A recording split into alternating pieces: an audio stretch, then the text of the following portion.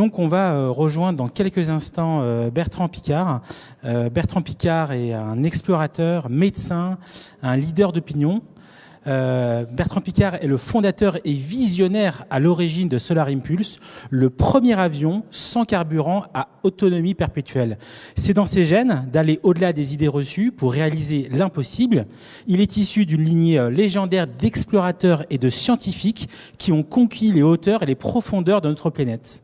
Il est entré dans l'histoire en réalisant 2 premières aéronautiques, un tour du monde en ballon sans escale et un tour du monde en avion sur l'air. Si les abysses et la stratosphère attirèrent son père et son grand-père, Bertrand, lui, est fasciné par les grands défis de notre époque. À la fois médecin et explorateur, il est devenu un leader d'opinion sur les thèmes du progrès et du développement durable, ainsi qu'un conférencier reconnu mondialement. Mettant son esprit pionnier au service des énergies renouvelables et des technologies propres, il est engagé à sélectionner et à labelliser 1000 solutions rentables pour protéger l'environnement. Dans un 3e tour du monde, il souhaite à présent présenter aux décideurs afin de les inciter à adopter des politiques environnementales et énergétiques plus ambitieuses. Bertrand Piccard, bonjour. Bonjour, très heureux d'être avec vous. Merci beaucoup pour votre temps. On était vraiment, effectivement, très motivés à vous proposer d'intervenir auprès de notre communauté. Plus de 2000 personnes se sont inscrites de toute la France et de la francophonie pour, effectivement, assister à ces échanges, assister à votre intervention pour, quelque part, comprendre comment rentabiliser la transition énergétique et en faire le chantier prioritaire de l'année 2021. C'est à vous. Merci beaucoup. Vous vous rappelez peut-être cette phrase qu'on attribue à André Malraux, « Le 21e siècle sera spirituel ou ne sera pas ». Moi, j'ai envie de dire, la transition énergétique sera rentable ou ne sera pas. Parce qu'aujourd'hui, on doit prendre avec nous tous ceux qui ont la capacité de décider. La capacité de décider, ceux qui ont le pouvoir. Leur langage, c'est la création d'emplois et c'est le profit.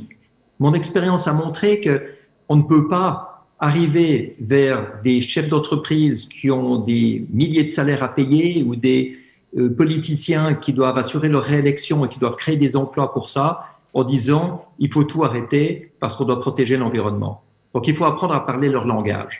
Et pour moi, c'est quelque chose qui est absolument fondamental parce que ça nous permet de sortir du dilemme dans lequel on est aujourd'hui. Aujourd'hui, on a l'impression d'être prisonnier de 2 courants différents. L'un, c'est la décroissance économique. Pour moi, elle nous mène au chaos social, à énormément de souffrances humaines, et on le voit tous les jours avec la crise du Covid. La crise du Covid est une décroissance économique. On produit moins, on consomme moins, on a des milliers d'entreprises qui font faillite, des millions de chômeurs. L'Organisation internationale du travail a révélé hier qu'il y avait 345 millions de chômeurs en plus dans le monde à cause de la crise du Covid. Donc, une décroissance économique, je ne pense pas que ce soit souhaitable. Alors maintenant, une décroissance de l'inefficience, une décroissance du gaspillage, une décroissance de la bêtise, une décroissance de la paresse face aux changements nécessaires, bien sûr, parce que c'est évident qu'on ne peut pas continuer non plus dans cette autre voie qu'on nous propose, qui est celle de la croissance soi-disant illimitée, qui nous amène clairement au désastre écologique. Alors, je ne vais pas revenir ici sur toutes les conséquences du désastre écologique, ne serait-ce que pour les pays francophones qui participent aujourd'hui en Europe, avec des maladies tropicales qui reviennent, des millions de réfugiés climatiques, des catastrophes naturelles, sécheresses, inondations, ouragans, etc. On n'est pas là pour se rappeler les problèmes, on est là pour chercher des solutions. Et si les 2 voies, décroissance économique et croissance illimitée, ne fonctionnent pas, il faut en trouver une 3e. La 3e voie, pour moi, c'est ce que j'aime appeler la croissance qualitative. La croissance qualitative, c'est celle où on remplace ce qui pollue par ce qui protège l'environnement. Et en le faisant, on crée des emplois et on fait du profit. Est-ce que c'est possible ou pas? Eh bien, je crois que ce qu'il faut vraiment comprendre aujourd'hui, c'est que notre principal problème qui existait déjà avant la crise du Covid, c'est l'inefficience avec laquelle notre société fonctionnait. L'inefficience. Et déjà, avant la crise du Covid, des industriels me parlaient d'un début de récession. Pourquoi? Parce que notre système gaspillait 75% de l'énergie produite. Prenez, rien qu'au niveau d'un moteur à combustion, c'est 27% de rendement. Donc, les 3/4 d'énergie de votre réservoir sont gaspillés en force de frottement et de résistance. Alors qu'un moteur électrique, c'est 97% de rendement. Vous perdez que 3%. On est dans l'inefficience énergétique. Les bâtiments mal isolés, les vieux systèmes industriels, les vieux processus. On gaspille 50% de la nourriture produite, 50% des matières premières extraites. On gaspille 95% des déchets. Les déchets sont gaspillés. C'est quand même invraisemblable qu'on ne comprenne pas que c'est une ressource. Donc déjà, avant la crise du Covid, notre système économique avait des marges bénéficiaires beaucoup trop faibles parce qu'il fallait se rattraper sur la quantité. Et pour avoir de la quantité, on gaspillait. Et on est arrivé au bout de ce que le système pouvait produire.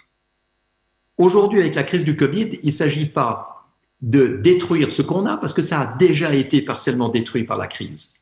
Il s'agit de construire un monde qui est efficient, un monde qui utilise ses ressources avec le respect qui est dû à l'amour de la nature, mais aussi à la rentabilité économique.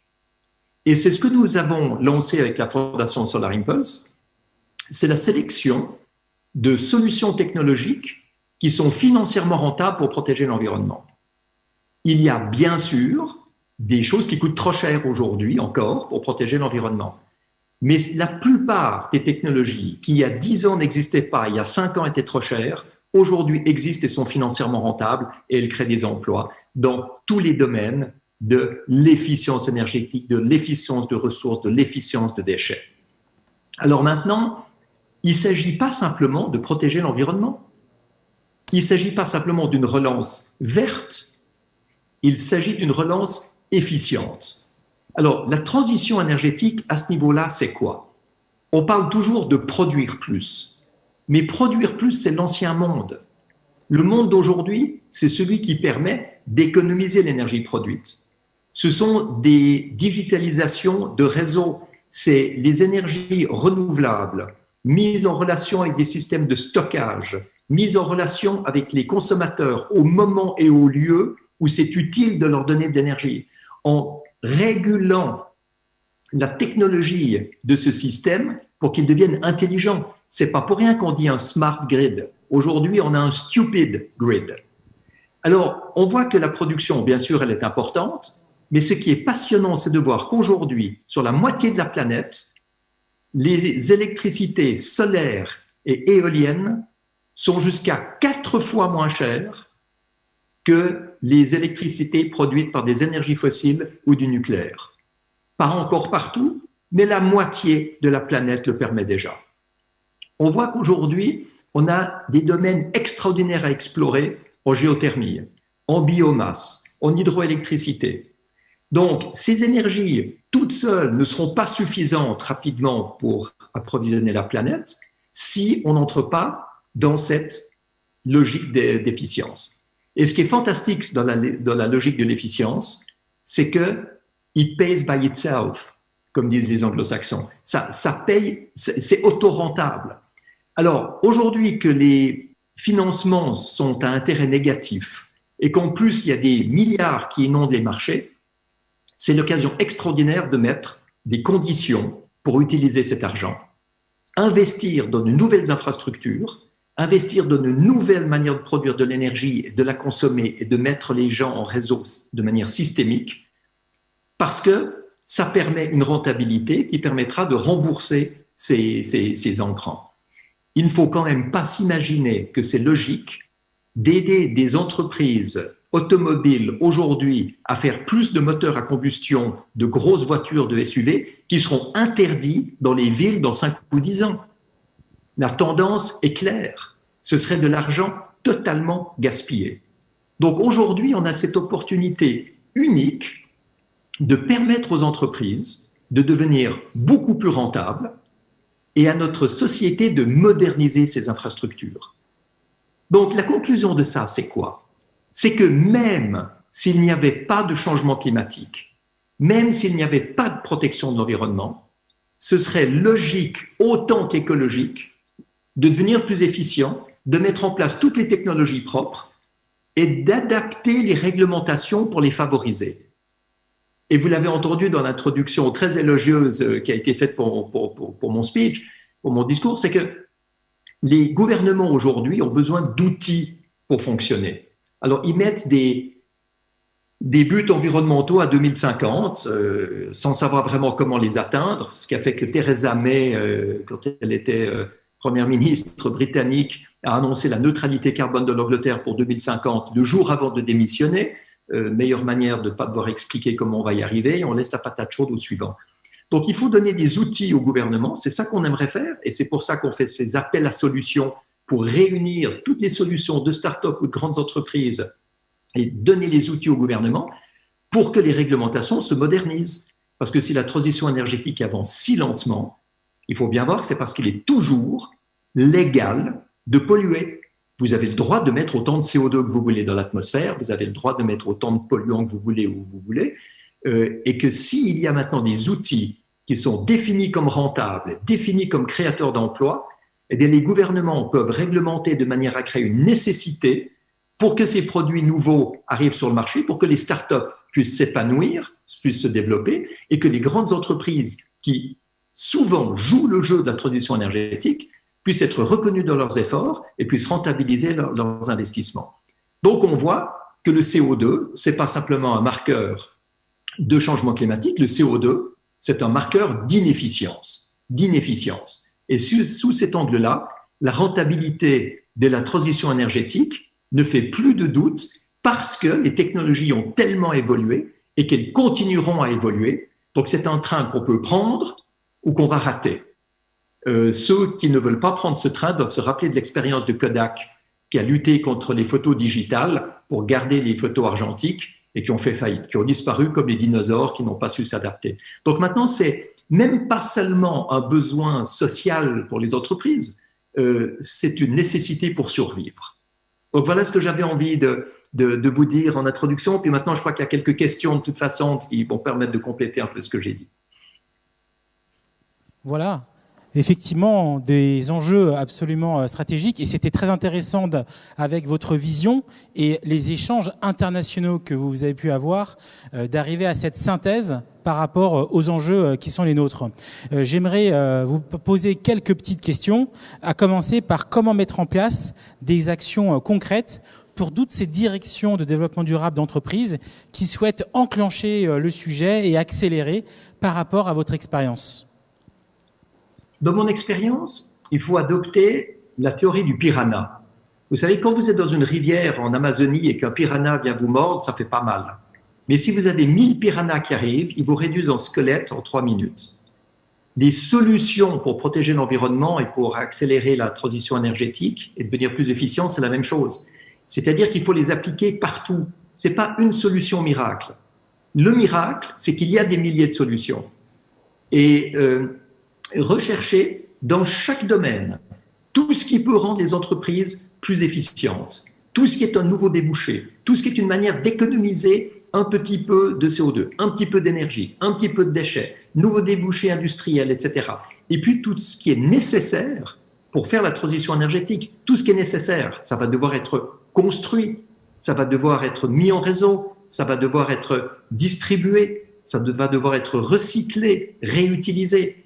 Donc, ce sont des domaines extraordinaires. Donc, au lieu d'agir la tête dans le guidon, au niveau des entreprises, il faut parfois s'asseoir un instant et puis voir tout ce qui existe pour pouvoir changer. Et là, ça donnera envie de changer. Ce sera plus une peur du changement, ce sera un élan enthousiaste parce qu'on dit c'est génial, on peut faire mieux et en plus, on gagnera plus. Dernière question, une question un peu plus personnelle. Lors de votre tour du monde, vous étiez à des dizaines de kilomètres et vous étiez en connexion avec les éléments, en connexion avec la Terre. Comment est-ce que vous pourriez nous faire vivre cette sensation d'être dans ce cockpit et d'être au contact avec les éléments. Mais oui, un décalage complet avec la vie de tous les jours.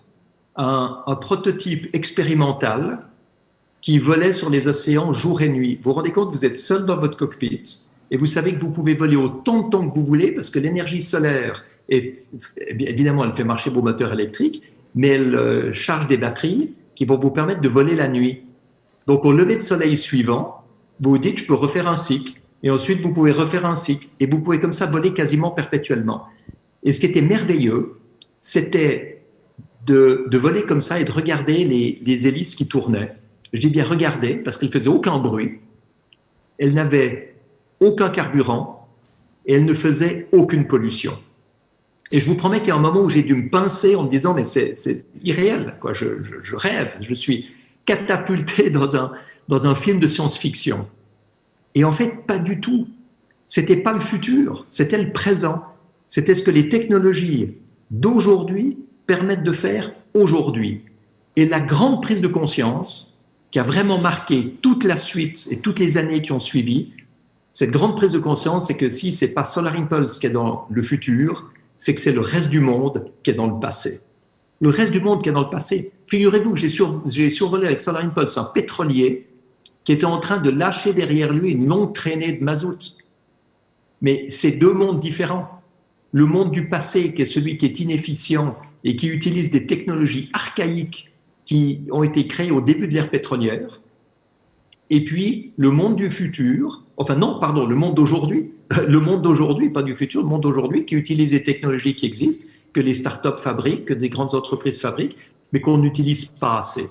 Et c'est ce décalage qui a marqué en fait toute mon action maintenant pour trouver des solutions. C'est vraiment ce moment-là qui était le moment fondateur de toute l'action que j'ai lancée avec ma fondation Solar Impulse par la suite. Merci beaucoup Bertrand Piccard pour vos mots, pour votre leadership. Le Hub Institute sera présent à vos côtés en 2021 pour vous accompagner et amplifier toutes vos actions. Merci beaucoup encore pour votre temps.